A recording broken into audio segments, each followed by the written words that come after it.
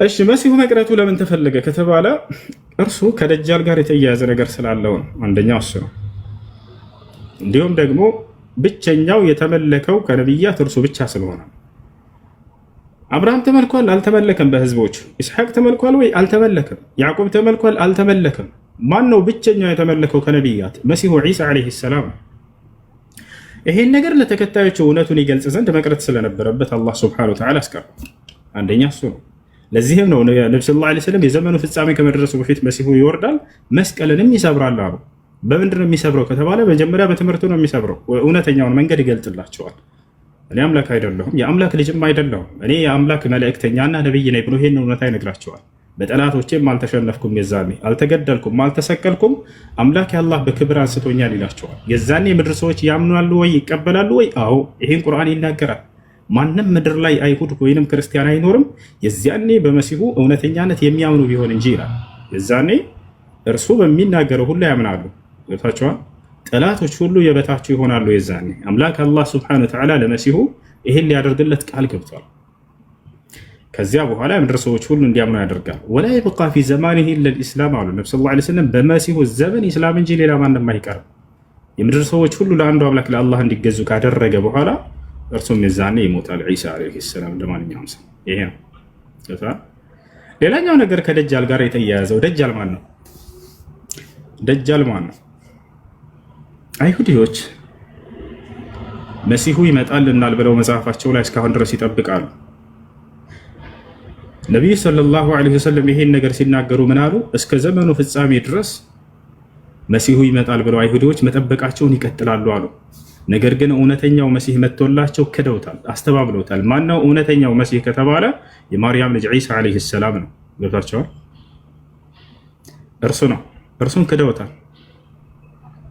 አሁንም ጥበቃቸው እስከ መቼ ይቆያል አሉ? እስከ ዘመኑ ፍጻሜ ድረስ ይቆያል አሉ። የዛኔም ሐሰተኛው መሲህ ይነሳል አሉ። ሐሰተኛው መሲህ ሲነሳ ጊዜ መሲሁ ደጃል ማለት ሐሰተኛው መሲህ ማለት ነው። እሱ ሲነሳ ጊዜ ለእኛ ቃል የተገባው መሲህ ነው ብለው የዛኔ ይቀበሉታል አሉ። ሐዲስ ላይ ቃል በቃል ነብዩ ሰለላሁ ዐለይሂ ወሰለም ሲናገሩ አይሁዶች እንደሚቀበሉት የኽሩጅ ደጃል ምን አርድ ኹራሳን ፈየትበዑሁ 70,000 የሁዲ ወዐላ ሩኡሲሂም አጥያሊስ አሉ። የዘመኑ ፍጻሜ ከመድረሱ በፊት ሐሰተኛው መሲህ ይነሳል፣ የዛኔም አይሁዶች ይቀበሉታል አሉ። አያቸው አይደለም? አሁን ለምንድን ነው እውነተኛውን መሲህ ያልተቀበሉት? የማርያም ልጅ አይሁዶች ሐሰተኛውን መሲህ ለምንድን ነው የተቀበሉት? ሚዛናቸው ምን ስለነበር ነው ከተባለ እነዚህ አይሁዶች በመጽሐፋቸው ላይ የለመዷቸው መሲሆች ተብለው መጽሐፍ ቅዱስ ላይ በርካታ መሲህ አለ።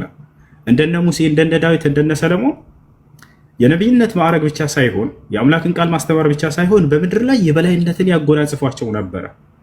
ታዲያ መሲሁን የጠበቁት እነሱ ልክ እንደቀደሙት በሮማውያኖች ላይ አሸንፎ ድል አድርጎ የበላይነትን በምድር ላይ የሚያጎናጽፏቸውን ምድራዊ መንግስት ነበር የፈለጉት።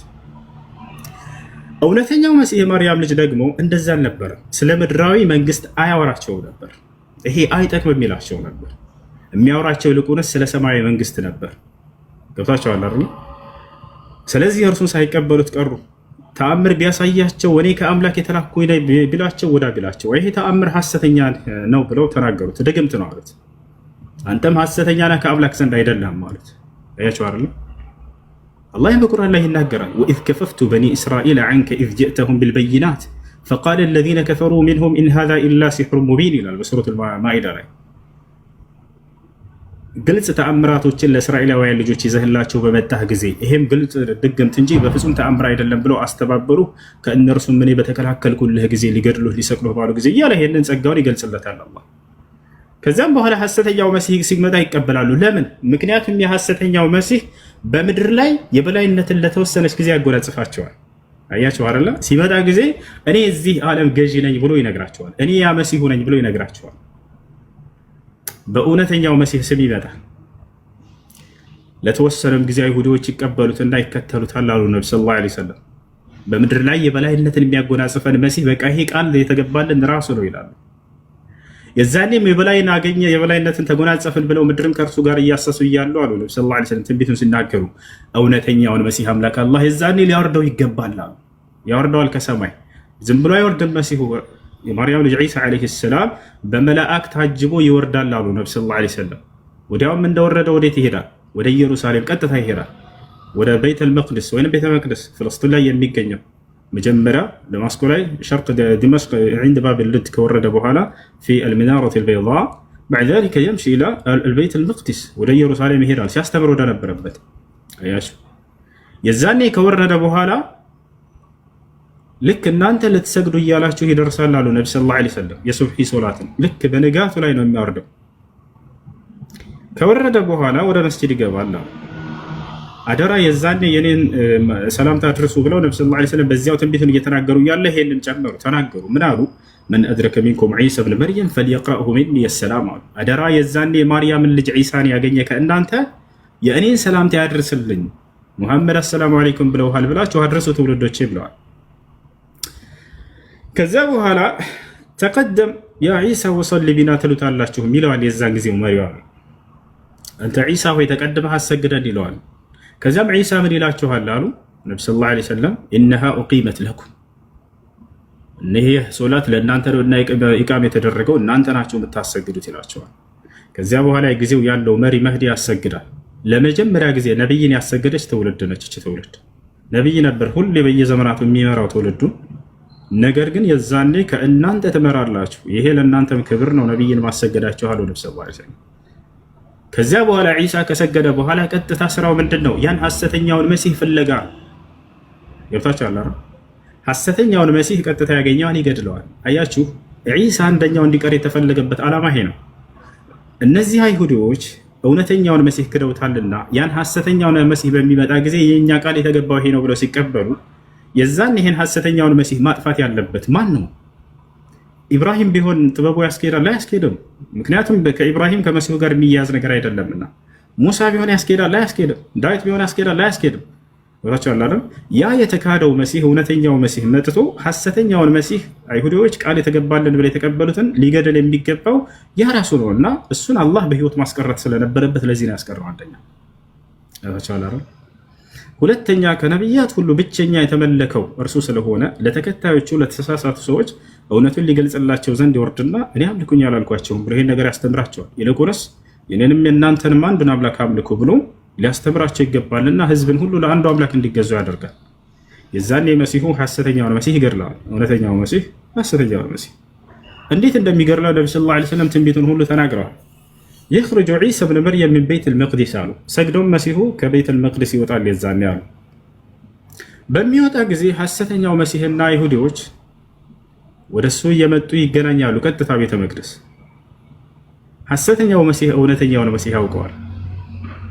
በሚያየውም ጊዜ فيذوب كما يذوب الملح عندما يوضع في الماء ልክ ዒሳን በሚያይ ጊዜ ሐሰተኛው መሲህ ውሃ ውስጥ ጨው በሚጨምር ጊዜ እንደሚቀልጥ እንደሚሟሟ ሁሉ ሐሰተኛው መሲህ የዛኔ ይሟሟል ይቀልጣል አሉ።